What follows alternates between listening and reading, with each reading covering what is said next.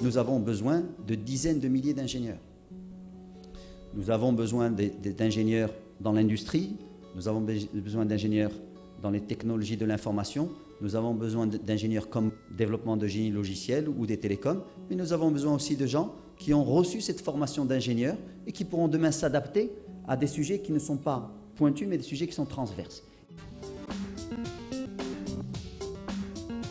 Le domaine des télécommunications et des nouvelles technologies est très porteur d'opportunités de carrière dans notre pays comme à l'international.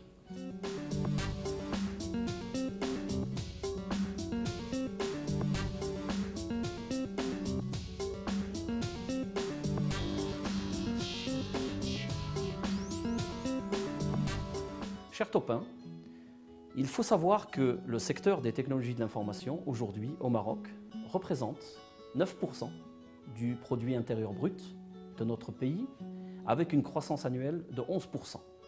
Cette croissance à deux chiffres dénote d'un dynamisme de ce secteur, d'un grand dynamisme et d'un grand développement de ce secteur, évidemment générateur de nombreuses opportunités d'emploi. Notre école aujourd'hui permet d'offrir à travers tout son cursus de formation d'ingénieur les bases et tous les outils nécessaires pour justement une excellente insertion. Je suis le chef de la division gestion du spectre des fréquences à l'Agence nationale de réglementation des télécommunications. Donc, je suis chargé de l'assignation des fréquences au niveau national à tous les utilisateurs nationaux. En ce qui concerne ma formation au sein de l'INPT, je peux vous dire que c'était une formation très diversifiée et très complète qui m'a permis d'intégrer le monde professionnel sans grande difficulté. Une formation de base dans les techniques pour les télécommunications, une forte adaptation à un environnement international, de fortes compétences managérielles et donc une polyvalence aujourd'hui qui est demandée pour l'ingénieur dont on veut qu'il s'intègre dans un milieu international. Donc on aimerait qu'il se fonde en réalité dans n'importe quelle équipe et s'intégrer à n'importe quelle équipe de travail. Donc, afin de répondre au mieux aux prérequis des télécommunications, au niveau des 3 premiers semestres, nous avons donc un tronc commun, c'est-à-dire que tous les étudiants, tous les élèves ingénieurs vont suivre la même formation et qui est principalement axée sur les techniques de base, sur les matières de base pour les télécommunications. À cela, on vient rajouter un certain nombre de travaux pratiques qui ont un volume horaire qui est assez important au niveau des 3 premiers semestres et qui vont donc permettre aux élèves ingénieurs de commencer à pratiquer sur des équipements qui sont aujourd'hui largement utilisés dans les télécommunications. C'est une formation qui est basée sur l'aspect théorique et beaucoup de pratiques. Nos ingénieurs sortent opérationnels dans l'entreprise et ça se voit avec les différents PFE qu'ils réalisent.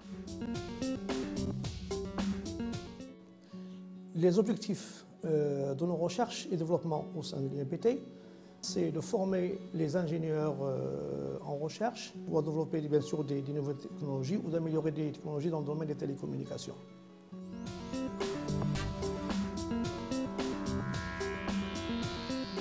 Par ailleurs, la confiance que nous témoignent aujourd'hui les entreprises nationales ou internationales et les partenariats que l'INPT a tissés au fil des années permettent à l'école aujourd'hui de se faire une place de choix dans l'environnement national des écoles d'ingénieurs, permettent aussi à l'établissement de bénéficier de projets de fin d'études de choix et permet bien entendu de préparer l'insertion de ses futurs lauréats.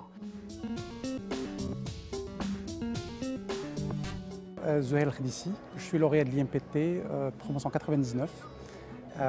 Je dirige actuellement une entreprise qui opère dans le domaine des services mobiles et j'opère aussi en tant que consultant dans le domaine de la formation et du recrutement dans le secteur des télécommunications. Donc, suite à l'obtention du diplôme en 99, j'ai intégré une multinationale, en l'occurrence Nokia, en tant qu'ingénieur planification réseau. J'ai travaillé chez la multinationale pendant une année, j'ai appris beaucoup de choses en termes de processus, d'ouverture à l'international, de gestion et d'organisation. Par la suite, j'ai été recruté chez une SS2I marocaine en tant que chef de projet puis directeur de projet. Après cette expérience, j'ai essayé de participer donc, à la création d'une entreprise que je dirige actuellement. La mise en situation professionnelle est une composante importante dans la formation d'ingénieur. Cette découverte du monde du travail permet à nos étudiants de se confronter aux réalités économiques, scientifiques et aussi économiques et sociales. Du point de vue formation continue au niveau de l'IMPT, on a un certain nombre de formations qui se font. C'est des masters en partenariat avec les 2 écoles françaises de renommée. Ces types de formations sont adressés à toutes les personnes qui travaillent dans l'entreprise et puis donc également aussi à nos lauréats. Ils reviennent pour essayer d'améliorer en quelque sorte leurs connaissances.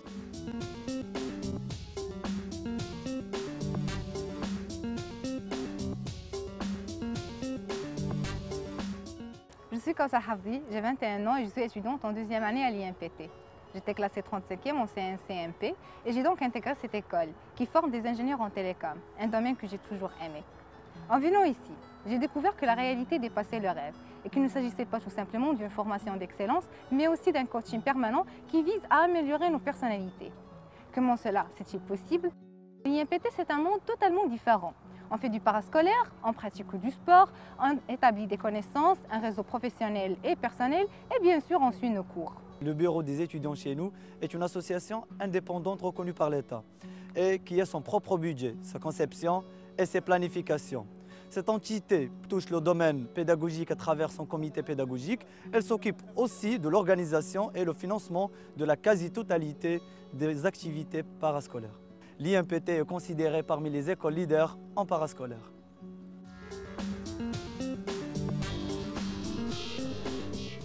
« 1961, date de création de notre établissement. Ça nous ramène aujourd'hui à 50 ans. 2011 verra effectivement la célébration du cinquantenaire de notre établissement. 1974 a été aussi une date phare puisque l'école est passée d'une formation d'ingénieur en Bac+3 à une formation en Bac+4, que nous appelons des ingénieurs d'application. Et puis bien sûr, cette formation a évolué pour en 1991 vers la formation actuelle d'ingénieur, en Bac+5 évidemment, après 2 années de classe préparatoire ou bien 2 années passées à l'université. 2005, où l'IMPT s'est inscrite dans l'initiative 10 000 ingénieurs, donc, qui a permis en 2009 de pouvoir avoir le doublement des effectifs, à savoir de passer des promotions d'une centaine d'ingénieurs vers aujourd'hui des promotions actuelles de 200 ingénieurs. Rejoignez-nous, rejoignez l'INPT, la grande école de référence dans le domaine de formation d'ingénieurs en matière de technologie de l'information. Rejoignez-nous pour une carrière réussie.